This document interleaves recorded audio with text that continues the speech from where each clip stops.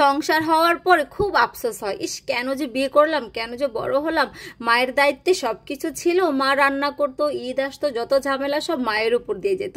আর এখন আমি মা হয়েছি, এখন আমার কাঁধে সব ঝামেলা, বাচ্চাদের স্কুল, বাচ্চাদের অসুস্থতা, ঈদ, সব কিছু মিলেই আমি এখন আমার মায়ের থেকে বড় দায়িত্বশীল এবং ব্যস্ততম গৃহিণী।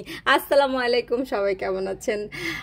প্রথমেই সবাইকে জানাচ্ছি অগ্রিম ঈদ মোবারক, কেননা আগামীকাল হচ্ছে ঈদ। সেক্ষেত্রে আমার তো আগামীকালকে ব্লগ দেওয়া হবে না, আর আপুদেরকেও আগামীকালকে ঈদের শুভেচ্ছাটা জানাতে পারবো না, তো একটু আগেভাগে দিয়ে দিলাম। আশা করছি সবার ঈদটা ভালো কাটবে। অনেক আপুরাই গ্রামে চলে গেছে, যারা যারা ঢাকায় আছে তারা তো অবশ্যই, আসলে কালকের দিনটা সবাই ব্যস্ত থাকবে। তো যাই হোক, এটা ছিল গত 12 তারিখের একটা ব্লগ, যেটাই বলতেছিলাম, যেহেতু বাচ্চাদের যেদিন থেকেই পরীক্ষা শেষ সেদিন থেকেই কিন্তু অলমোস্ট আমার কাজ শুরু হয়ে গিয়েছিল। তো এইদিকে হচ্ছে দুই ছেলেরই বাসায় একটু ওদের অ্যালার্জির প্রবলেম ছিল। আর একটা জিনিস হচ্ছে, কোরবানির সময় মানে আশপাশ কালকে আমি দেখিয়েছি এত পরিমাণে গরু ওঠে যে চলাচল করাটা না একদম মানে খুবই কষ্টকর হয়ে যায়। কারণ গত বছর আমার ছেলে ডেঙ্গুর সময় আমরা ওকে নিয়ে হসপিটালে যাওয়াটা কি যে কষ্ট ছিল, কোনো রিক্সা ছিল না, ওর বাবা অনেক কষ্ট করে নিয়ে গিয়েছিল। তা আসলেও কিছু কিছু জিনিস এইভাবে রাস্তার ভিতরে সব জায়গায় গরু না ওঠানোই ভালো। অনেক সময় ইমার্জেন্সি, অনেক মানুষের আল্লাহ না খাস করুক ভালো মন্দ থাকে, তখন কিন্তু অনেকটাই কষ্ট হয়ে যায়।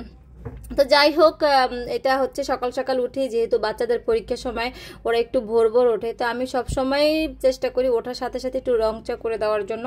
তো রং চা করে দিয়ে সকালের রুটির সাথে খাওয়ার জন্য একটু মিষ্টি কুমড়া ভাজি করেছি, রুটি তো ছিল, এদিকে ভাতও বসিয়ে দেবো, কারণ যেহেতু সকাল সকালে সব কাজ সেরে ফেলবো।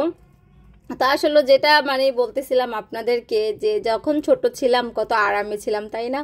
আমরা শুধু আনন্দেই থাকতাম, গরু কবে আসবে, কবে গরু দেখব, আর হচ্ছে ঈদের দিনে খাবো, তারপরে নতুন ড্রেস পরে এখন আমার কিন্তু ছোটবেলায় 2 ঈদ, কোনো ঈদই কখনো বাদ যেত না, নতুন ড্রেস আমার বাবা কিনেই দিত, আলহামদুলিল্লাহ বাবার সামর্থ্য অনুযায়ী। তো কি আনন্দ। আর এখন দেখেন তো সংসার একটা হয়েছে, কি যে ঈদ আসতেছে, মানে আমাদের ভিতরে ওটা কোনো ফিলই নাই। আমাদের শুধু হচ্ছে কাজ করতে হবে, কাজ কবে শেষ করতে হবে, কাজ শেষ করতে হবে, মানে এগুলো নিয়েই শুধু ব্যস্ততা। তো ঈদের যে আমেজটা সেটা আসলে আর হয়তো আর আমাদের ভিতরে নেই। এখন আমাদের বাচ্চাদের ভিতরে, ওরাও যখন বড় হবে তখন ওরাও বলবে যে কেন বড় হলাম, বড় হলে দায়িত্ব অনেক বেশি। তো যাই হোক, এইটা কি মাছ আপনারা বলেন তো? আপনাদের ভাইয়া ফার্স্ট টাইম এই মাছটা আনলো, আমিও জীবনেও দেখি নেই, বলতেছে মাছটা অনেক মজা। আন্দাজে আন্দাজে রান্না করলাম, বাট আমার কাছে মাছটা বেশি একটা ভালো লাগে না, নাকি রান্না করতেই জানি না, তবে তরকারির ঝোল আর আলুটা বেশি মজা লাগছে। এইদিকে হচ্ছে ওই দিনই এটা 12 তারিখের ভিডিও, তো পেঁয়াজ ব্লেন্ডার করেছি, তারপরে হচ্ছে জিরা বাটা হয়ে গেছে। তো এই দুটাই মশলা শুধু মানে ছিল, তো এই দুটাই করে ফেললাম। জিরাটা একটু শেষে করলে ভালো হয়, কি ঘ্রাণটা ভালো থাকে, আর বাদ বাকি মশলা আগেই করে ফেলছিলাম। তো এই তো যেটা বাচ্চাদের পরীক্ষা শেষ হয়ে যাওয়ার পরে আপনাদের ভাইয়াকে বললাম, যেহেতু কোরবানি চলে আসতে, আশেপাশে গরু বাচ্চাদেরকে নিয়ে হসপিটালে যাওয়া যাবে না। তো আমার বড় ছেলে, ছোট ছেলে, আমাদের বাসার প্রায় সবারই অ্যালার্জির প্রবলেম হয়ে গেছিলো। তো ডাক্তারের কাছে গিয়েছিলাম, তো মূলত প্রবলেমটা বেশি ছোটোটার একটু বেশি। তো গিয়ে তারপর ওদেরকে ডাক্তার দেখিয়ে, তো ওই দিনের আগের দিনই গরু টরু উঠেছিল, তো দেখতে দেখতে যাচ্ছিলাম, ভালোই লাগতেছিল, তখন এত ভিড় হয় না, তবে এখন তো অনেক ভিড়।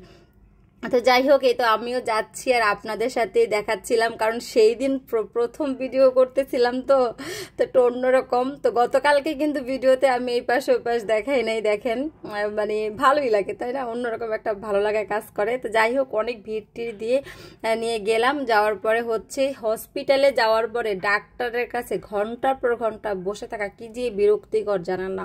সেই বিকাল 5টা থেকে 7:30 পর্যন্ত বসেছিলাম, এই একটা অবস্থা। তো যাই হোক, মেন রোডে ওঠার পরে বাতাসটা এত ভালো লাগতেছিল, যেহেতু অনেকদিন বাচ্চাদের এক্সাম ছিল, আমাদেরও বের হওয়া হয় নাই, আর আমি তো ছিলাম একটা প্যারাতে। সব মিলিয়ে আমাদের কোরবানি রোজার ঈদও আমরা এবার ঘোরাফেরা করতে পারিনি, বাড়িতে গিয়েও বিয়ে নিয়ে ব্যস্ত ছিলাম।